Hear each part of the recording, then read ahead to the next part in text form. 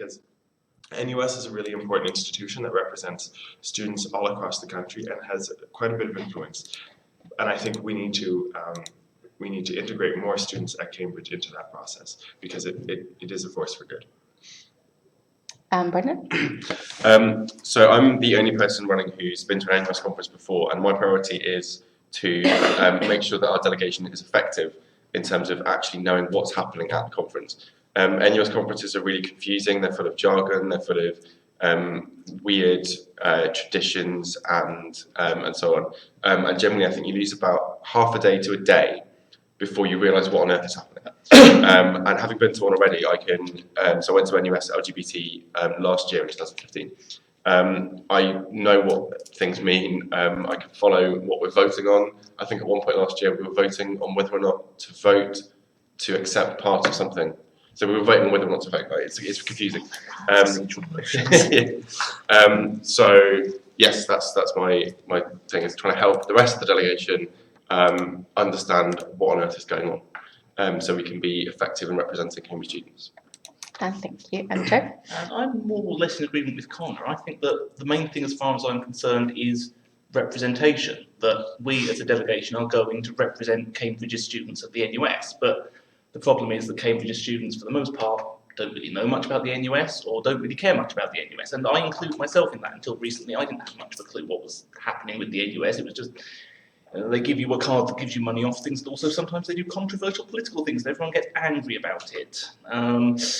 Sometimes for no good reason, but yeah, I think that the main thing is finding ways to engage with students, let them know what's going on, let them know what's being debated, what's on the agenda, and what they want us to do about it, so that we can represent the student body of Cambridge as effectively as possible at conference and make changes that benefit them, and use the power of the NUS, its power as a lobbying body and as a representative body for students, to get things done.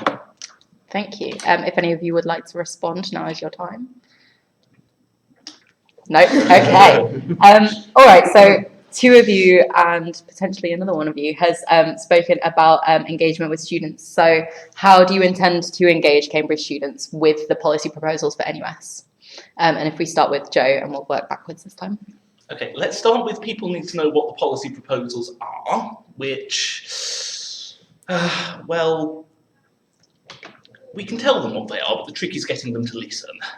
I think that the reps need to work as a united front on this. We need to all make a concerted effort to use every avenue we can to get these policy proposals, get this conference agenda in front of the people of Cambridge and find out what they think about that, whether that's through some kind of university-wide email, through working through the student press, through actually turning up in person at some kind of stall and accosting people and asking them if they have an opinion on stuff. Not accosting, that's a bit confrontational, you know what I mean. And I think that specific work needs to be done with liberation campaigns and representative groups, because we are all white and male. It's a bit concerning that a bunch of white male people are the only ones running for this position, and we will, I'm sure, try our best to represent all of the students of Cambridge, but there are some issues that we might need a little help with. So we need to specifically reach out to groups who are going to be affected by proposals and find out what they want us to do about them. Thank you. Brendan? I would pass a motion through CUSU Council, which I chair, so I don't think someone else do it. But I'd pass a motion through CUSU Council to mandate the SABs to hold events to find out the position of Cambridge students, to engage them in the democratic process. So we can have events at the Sidgwick site and the Downing site, like we're going to have the voting things. And hopefully encourage JCRs and MCRs to engage their students and find out as well what they think. And I think we could do that by having some sort of SurveyMonkey or Google Doc or some sort of online platform like that to find out what people think, so that we're more informed when we're voting. Thank you. I'm in huge agreement with what both Joe and Brendan have said. Particularly, I want to emphasize as well the fact that we need to engage the autonomous campaigns and marginalized groups in our discussions. I would also like to add, I think, that engagement doesn't just happen pre-conference. I think we can engage during the conference through online social media, through running our own blogs. That's something I'm planning to do. And then post-conference, I would like to see the NUS delegates prepare a report of some kind to explain not just the policies we pass, but the process itself. Because I think not only do students have difficulty kind of understanding what exactly the NUS does, but it is a very nebulous kind of entity that so much of students go to Brighton for a few days and just sit around and discuss things. Like if we can sit down and really just lay out the process of what we went through, I think that would go a long way to informing students about what the NUS does. Absolutely. Anyone who would like to respond? Yeah, I just want to say one more thing. I'm not part of a faction and won't be voting in line with a faction's essentially whip. So I know there's the National Organisation of Labour Students, and they tend to have a pretty well-run political machine at NUS conferences. So their conference is actually happening right now. And I wouldn't be part of that. I would represent Cambridge students and not vote in line with the wishes of another organisation, which is essentially what the factions do. I'm also in complete agreement. I think Agreed. Yes. No, you first. You first. I think I would say independence is particularly important because Oxbridge universities are run very differently from I think other universities in the country, and I think that adds a layer of necessitating a link between the delegates and the students, just because our concerns might not always be the same as other students. I do not plan on joining any factions, voting blocks, or anything of the sort. I will vote using my own common sense and intuition, and I will vote based on what I hear in consultation with the students of Cambridge. Great, thank you very much. We'll now go on to our next question, which is, how would you balance the aims of the National Union of Students, which represents students nationally, is quite often referred to as the voice of students for the UK? How would you balance the aims of that student voice nationally and the needs of Cambridge students? And if we start with Brendan, and then we'll go to Joe and then Connor. Well, if the NUS is the voice of students, there doesn't need to be a balance because it should be our voice. They should be speaking for us. And yeah, I don't really understand the question because I don't think that there isn't. I don't think there's a balance to be struck. I think they should be doing what we say. Especially in things like, as Connie you said a minute ago, Oxbridge or Cambridge and Oxford University is very different. We have the collegiate system, and in Cambridge particularly, we have only a month ago, we had all of the colleges applying to the government essentially for an exemption for FOI. That's something which NUS should absolutely be campaigning on. Maybe it's something we could bring a motion on, to be honest. And that's something which is unique to Cambridge. Oxford didn't do it, and they have colleges. So yeah, I think NUS should be our voice. I don't think there is a balance to be struck at all. Yeah. Okay. This is a terrible debate because we all agree completely. I think that We need Donald Trump. make Cambridge great again. Anyway, where was I going with this? We all agree. No, we all agree. The balance I did between have NUS. yes, that's how representative democracy works. That the interests, as it were, of students nationally will come out of the process of us representing the specific interests of Cambridge and Durham representing the specific interests of Durham and Westminster representing the specific interests of Westminster and so on. But all we can do is advocate for our own position, advocate for change in those areas which make Cambridge unique, things to do with the collegiate system. Why are we trying to exempt ourselves from freedom of information requests? That sounds daft. Let's not do that. Connor? I'm in complete agreement. One thing I would like to add, though, is that I think one thing that this question does raise is how the NUS goes about representing students. So, for example, I was very interested in the higher education proposal that was put out by the NUS. I think they have some very strong points that marketization of higher education has gone perhaps too far in this country. There's an obsession with metrics, and there's an obsession with it looks like they're going to raise fees with the green paper on higher education. I think that's a problem. Having said that, what I did notice in the motion was that there was an opposition to these proposals, which I think is entirely justified, but there wasn't a plan in it to accept the fact, what if this does happen? How do we move forward? If we don't get what we want from the government, how do we make that impact as small as possible on students? So, for example, there was a line in there opposing introducing more metrics and more essentially really quantitative approaches to a very essentially is a very qualitative thing. But there was no mention of, if they're going to bring in metrics, how does the NUS advocate that the metrics are as close as possible and as accurate as possible? It's that kind of, in some of these motions, or some of these proposals rather, I thought there was some pragmatism missing, and I'd like to bring that to the conference, because I think as much as it is important to stand on one's principles, one has to kind of accept that you're not going to win all the time, and in those cases you need to essentially plan for the worst, and I don't really see that in some of these proposals. Any responses?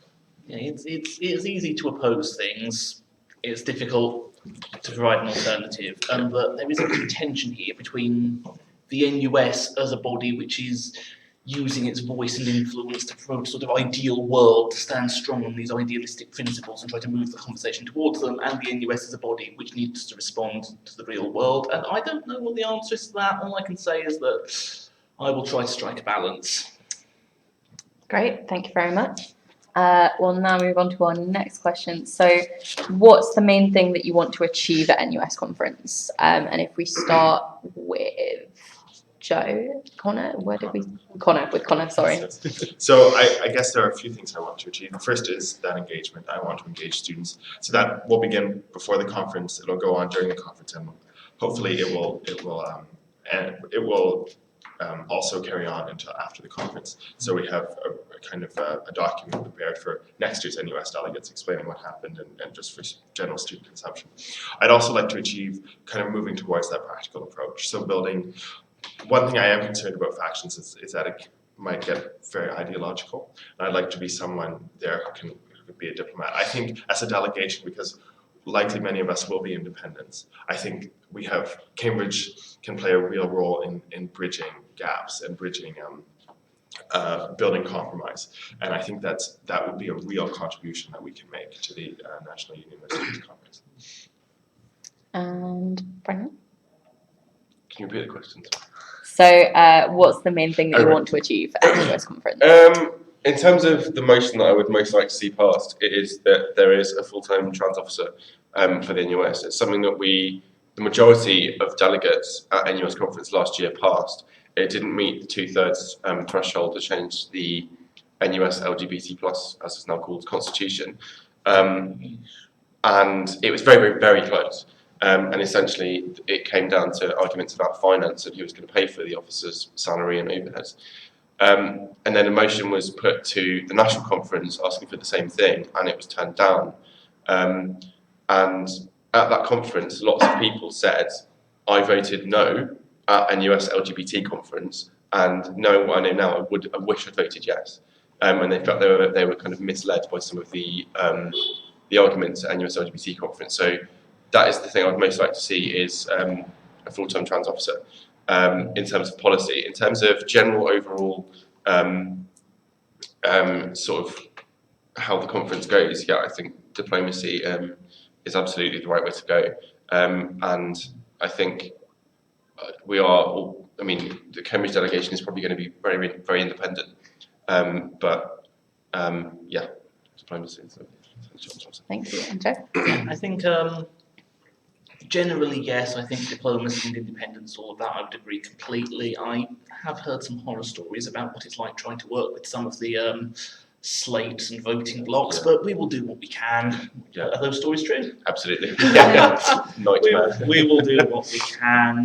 And in terms of policy, well, one, yes, I would agree completely on the trans officer issue. I've got several friends who are involved in NUS LGBT+, and they are concerned that there has not been more progress on this matter, to put it lightly. Yep. Other policy issues, my manifesto talks briefly, because I had to throw this together very quickly, talks briefly about mental health. Student mental health is a big issue. I am someone who has suffered with mental health problems, who has had to intervene because of it. I know the effects that mental health issues can have on your degree, on your student life. And I noticed, looking through the NUS Policy Lapse booklet, that NUS Policy on Mental Health has just lapsed, which means that this conference is going to have the chance to pass something to replace it, some kind of new standard, some kind of new standpoint on how student mental health issues are going to be addressed. And I haven't worked through the details of exactly what I want yet, but I want something to come out of this conference which will protect vulnerable students and ensure that everyone can excel to the best of their potential at university. One other pet policy issue I have, which isn't really my top priority, but I'm going to get in here anyway, is that the government is currently trying to prevent universities, among other public bodies, from engaging in boycotts or ethical procurement or spending policies, which is deeply worrying. That one of the main ways students can influence their universities is in lobbying them, encouraging them to spend money on ethical causes, to divest from non-ethical causes. This is, I think, something that has been going on. Cambridge has been lobbying, there is work in the JCRs. I'm not clued up enough to know exactly what's going on, but I think that it is outrageous that the government would try to restrict the ways in which institutions can spend their money. And I think that we should be fighting this. I think that this is something that is affecting students, which is setting back progress that students have been making in universities across the country to promote ethical investment. Absolutely. Thank you. Any responses? Yeah, I think the government's plans to ban boycotts in terms of spending is an attack on democracy. If you have a group of people, like in a university, who say we shouldn't be buying shares in arms dealers, the government should not be able to say you can't say that. We should be absolutely free to divest where we want, and I think we should divest from fossil fuels. And if there's a motion to NUS, I think there probably will be. I'll vote for that. In terms of the mental health stuff that you're talking about, I run a national mental health charity. Oh, brilliant. And absolutely would support, obviously, student mental health. And in that role, I've worked with NUS disabilities officers, welfare officers, and so I know quite a bit about this sort of mental health issues and how they're dealt with within NUS. And so I very much like to work on mental health policy with the NUS. Is there any sign of a motion coming forward to deal with? I'm not sure. So the policy lapse is essentially 3 years ago. Yeah. And there might have been policy last year or the year before which deals with it. I'm not sure. I can look into it, but I didn't get a chance to fully check. Yeah, it's very, very Do you confusing. remember anything from? Was if you previously attended conference then? There was mental health related stuff at NUS LGBT last year.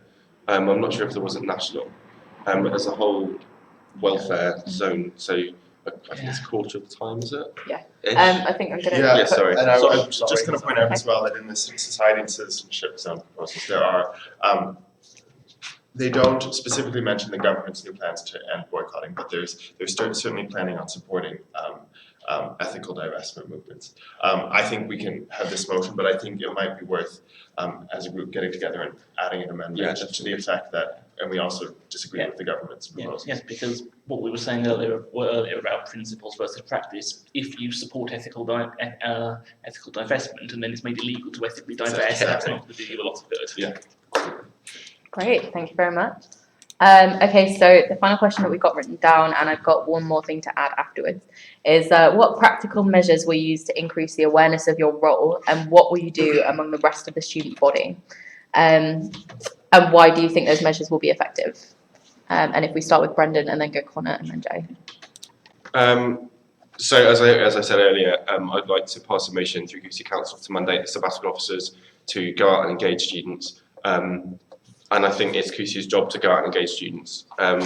So I think we should have like a little stall perhaps on the Sidgwick site and other sites as well around the university. And they should, I think the NUS Delegate should get involved in that as well. It should I'm not just pushing it onto the SABs saying we're not a part of it, but I think the sort of power of the sabbatical team should be used to help engage students. I've forgotten the rest of the question. I'm sorry. So why do you think that these measures will be effective? Yeah, I think using the SABs to help us find out what Cambridge students think, and engage them in the democratic process that is NUS conference will be effective, because we'll be a physical presence where students are, asking them what they think, and hopefully we can get JCRs and MCRs involved in that as well, to sort of go to the grassroots, as it were, and find out what students think. I would, sorry, I Yeah. I would really stress the emphasis on the MCIs and JCIs, because I think CUSU unfortunately has, it's seen as a bit detached. Whether that reputation I don't believe is justified, but that's rather, I think, a bit of a fact, at least perception-wise. And so I think that means that we need to engage the MCRs and JCRs in reaching, as Brendan said, the grassroots. I would add to that, I think there needs to be a social media campaign of some kind. I think there should be an online survey, so that students who might not be at the sites where we set up and who might not want to take the time are able to look online, examine the proposals that we put forward, the motions at the conference. I think engaging in a wide variety of different mediums is really crucial. And I would add to that, I think we should have specific meetings with the autonomous campaigns, because often they are invested with particular interest and concern in some of the motions. We're all agreeing with each other again, aren't we? This is similar to the question that came up before. Yes, use the power of CUSU, use the power of the SABs to get our message out. Where we can't, do it ourselves. Go out as a delegation ourselves, set up a stall, talk to people, set up polls. Yes, online polling, definitely. There are some things which can't fully be reflected in online polls. Sometimes you have to go out and actually talk to people in person. Work with the JCRs, MCRs, some kind of campaign to encourage JCRs and MCRs to bring up at the meeting before conference, or a meeting before conference, the topic of NUS conference, and get a discussion going on that. And I think we're all pretty much in agreement here. Just go out and go to where people are and talk to them and find out what they want in every different way possible, in person, online, through representative bodies, through just going up and talking to people. Sorry. Sorry, I'm rambling. You can take over. I would add as well, the faculty reps, particularly for education proposals, because sitting on the board, I can tell that the quantitative metrics that are going to come through soon will have really profound effects on the faculties, as well as the recent change to no first-year AS exams. So I think the faculties themselves are looking with some concern, and to get the faculty board input from the students who sit on them and the students they represent, I think is really crucial for education proposals. Did you have a response to that? It's just about engaging JCRs and MCRs. It's running a JCR and MCR is an incredibly busy job. And until yesterday, I was president of my college student union, so I know it's tough. It's really, really tough. So I think we should make it as easy as possible to get them involved, and just a simple link they can share to say, "This is what's happening. Please, please respond," because it is a tough job, and I think using them, we can put too much work on them. They have other things to do. Yeah, absolutely. We've got to run a student union. And Joe, was there anything? As long as there is as long as we make sure that we're not just devolving from one level of rather abstract power in the form of CUSU down to a level of slightly less abstract power in the form of the JCRs. Just work with whoever we can work with.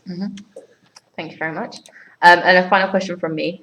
So this has been a very collegial debate, and obviously there are only 3 positions available for NUS Delegate, and there are 5 candidates, of which we have Joe TV, Brendan Mann, and Connor McDonald, and also Ollie Hudson, and reopen nominations, who is also a candidate. On that basis, given there are 3 positions, what makes you the most qualified candidate to go? And we'll start with Joe and work this way.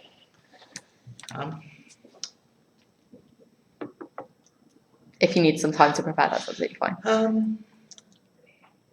I want the job. I am keen enough. So there clearly aren't very many people who are keen enough, as we had 4 applications for what is 3 positions due to gender representation rules, but if you count in terms of number of total positions, there are 5 positions and 4 applicants, and obviously we're not eligible for the positions, but there don't seem to be many people who are keen enough to go and debate policy and vote and deal with students' issues over a weekend in the holidays.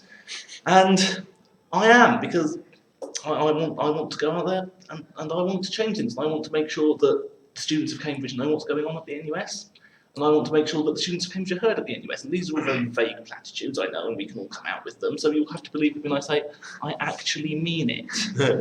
I really do. I'm fed up of people going, oh yes, the NUS is some kind of thing which does some kind of thing, and sometimes I get angry about what it does, but I don't really know what it does. If the NUS is to claim to be a representative body of all students, I want students to actually know and care what's going on there. So let's do that.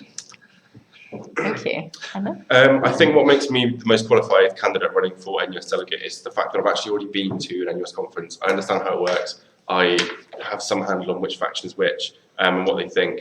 I've worked with NUS extensively over the years in my role as running Nightline. I was at, what was it? It was a policy, no, it was a strategy session. So I set the strategy, or helped set the strategy for NUS for the next 6 years in terms of student activities. And I don't think any of the other candidates, well, none of them were there. And I don't think any have the similar experience. And the other thing that I think is really important is that I'm an independent candidate. I'm not at Labour Students' Conference this weekend right now. And I'm going to vote independently and not in line with a whip. I'm actually going to vote for the students of Cambridge and represent them. And I'm not going to represent instead a different organisation like Labour Students. None of the candidates sitting here for a Labour Students' Conference. That's correct. I suppose the qualified is a loaded term because I've never been to a conference, and I think in some sense one is never qualified until one has done the job for a lot of things. But what I would like to stress is when I first came here, I was amazed at how many opportunities there were to represent students. Cambridge does a very good job of trying to make sure students are represented in all parts of student life and academics. But I've been struck by how apathetic most students are to the fact that they have the potential to be so well represented. And I think the NUS, by being this distant organization, really ends up being really irrelevant to the lives of many students, but they really do important work. And I want to engage students and reduce that apathy. It will take a long time. This year will probably make only a dent in what is a hugely apathetic population. But I think over the years, I think we can continue that work to make sure that what the NUS discusses has real relevance to the lives of students. And I think very important is that is independence, because I think that too often these factions get together to decide on a party line irrelevant of what the main concerns of the students are. And so I think in that sense, independence will really help me achieve that reduction in apathy that I think we need, because the NUS, the proposals around the National Health Service will deeply affect medical students. The proposals around higher education will have a real impact on the lives of students. And so we need to reflect that. We need the NUS delegation to bring these proposals to the students so that they can have a voice. Any responses? No? Okay, well, thank you very much to the candidates, and thank you very much if you've been watching. So the video will be uploaded later this afternoon so that it's in better quality, because we've been having a few issues with that. Don't forget that voting is open from midnight on the 1st of March and will close at 7 p.m. on the 3rd. There'll also be an opportunity to come and quiz your candidates again tomorrow evening at 7 o'clock after CUSU Council, which is taking place in Mill Lane Lecture Room 1. All candidates will have the opportunity to give a speech, and then there'll be time for question and answers. There's also going to be roadshows happening from Tuesday to Thursday, and 2 of those on Tuesday and Wednesday are going to be at the Sidgwick site, with the 3rd happening at the Downing site, and that's from 10:30 till 1, and candidates are invited along to come and talk to any students who are interested in voting. We'll have tablets with us, and we'll have copies of candidates' manifestos. So yeah, thank you very much for joining, and we will see you in 15 minutes for, I think it's the GU president. Thank you. Oh, you weren't on the screen. I have a camera.